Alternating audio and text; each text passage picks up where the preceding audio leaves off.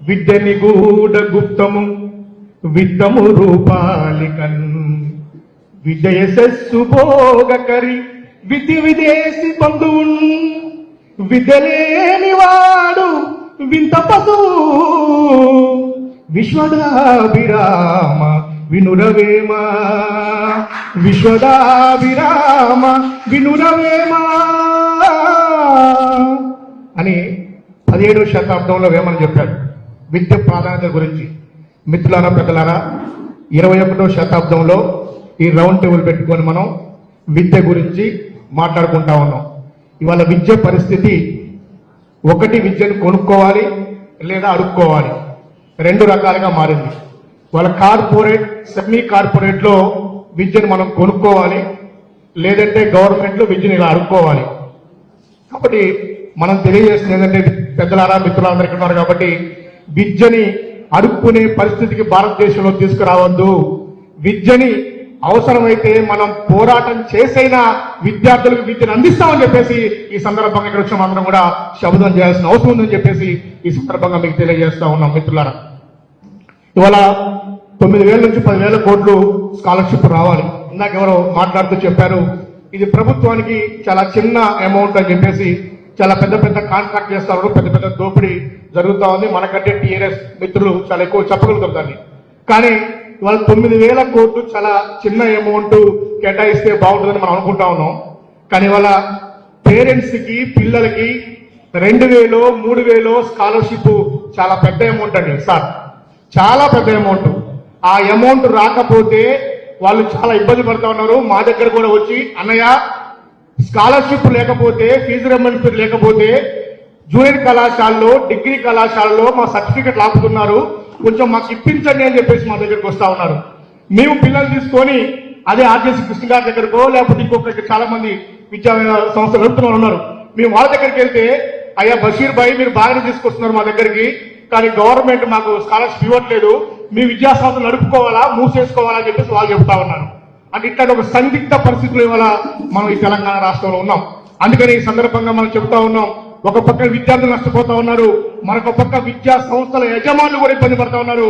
కాబట్టి తక్షణం ఈ రౌండ్ టేబుల్ నుంచి మనం డిమాండ్ చేయాలి, ఈ 9,000 10,000 కోట్లు వెంటనే విడుదల చేయండి అని చెప్పేసి మనం అడగాలి. దానికోసం పోరాటం చేస్తున్న అవసరం ఉంది మిత్రులారా, పెద్దలారా.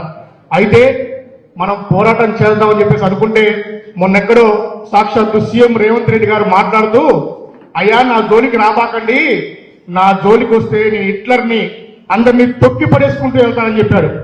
అయ్యా రేవంత్ రెడ్డి గారు, సీఎం పోస్ట్ లో కూర్చొని మీరు అట్లా మాట్లాడడం సరైంది కాదండి.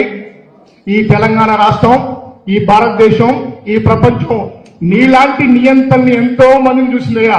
హిట్లర్ కాదు, నెపోలియన్ కాదు, ముస్సోలిన్ కాదు, అందరూ కూడా ఆత్మహత్య చేసుకుని చచ్చిపోయారు. నీకు కూడా నీ హిట్లర్ని నువ్వు గర్వంగా మాట్లాడితే నీకు కూడా అదే గతి పడుతుందని చెప్పేసి ఈ రౌండ్ టేబుల్ సందర్భంగా మనం చెప్పాల్సిన అవసరం ఉంది మిత్రులారా, పెద్దలారా. అయితే ఈ తెలంగాణకి ఇలాంటి నియంత్రణలు కొత్త ఏం కాదు. మనం చూస్తాం, నిజాముని బండి వెనక బండి కట్టి 16 బండ్లు కట్టి ఏ బండిలో పోతావు కొరకు ఎమ్మెల్యే సర్కారోడా అని చెప్పేసి ఆ రోజు నిజాముని తరిమి కొట్టిన చరిత్ర మనకు తొలి విడత తెలంగాణ పోరాటం ఉంది. మలివిడత పోరాటం మనం చూసాం. ఉడికి నీళ్లు పోసుకుంటేనే ఒళ్ళు గాలిందంటివి కొడుకా,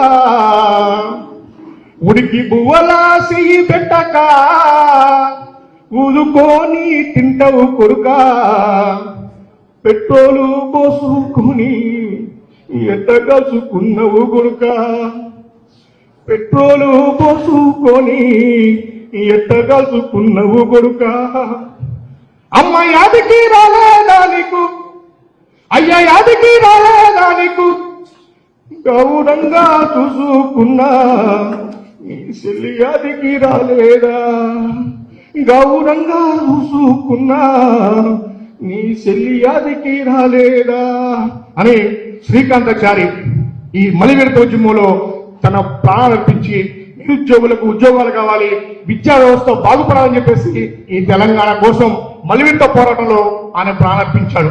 అట్లా అనేక మంది అమరవీరులు ఈ తెలంగాణ రాష్ట్రం కోసం ప్రాణార్పిస్తే ఈ తెలంగాణ ఇప్పుడు ఎవరి చేతికి వచ్చిందో మనం చూస్తా ఉన్నాం మిత్రులారా. అందుకనే తెలంగాణలో ఏది అడుక్కుంటే రాదు, ఖచ్చితంగా మనం పోరాటం చేయాలి. ఆ పోరాటం చేసిన ద్వారానే మనం స్కాలర్షిప్ సాధించుకోగలుగుతాం, ఫీజు రీయింబర్స్మెంట్ సాధించుకోగలుగుతాం. అట్లాంటి చైతన్యం ఉన్నటువంటి గడ్డ మన తెలంగాణ గడ్డ. అట్లాగే ఖమ్మం జిల్లా ఏ ఉద్యమమైనా ఇక్కడి నుంచే ప్రారంభమైంది, ఖమ్మం జిల్లా నుంచే. ఇది ఉద్యమాల చరిత్ర ఉన్నటువంటి జిల్లా. ఈ జిల్లా నుంచే మరొక్కసారి ఈ స్కాలర్షిప్ ఫీజు రీయింబర్స్మెంట్ ఉద్యమం రావాలి. ఎవరైతే అధికారంలో ఆ అధికారుల మెడలు వంచి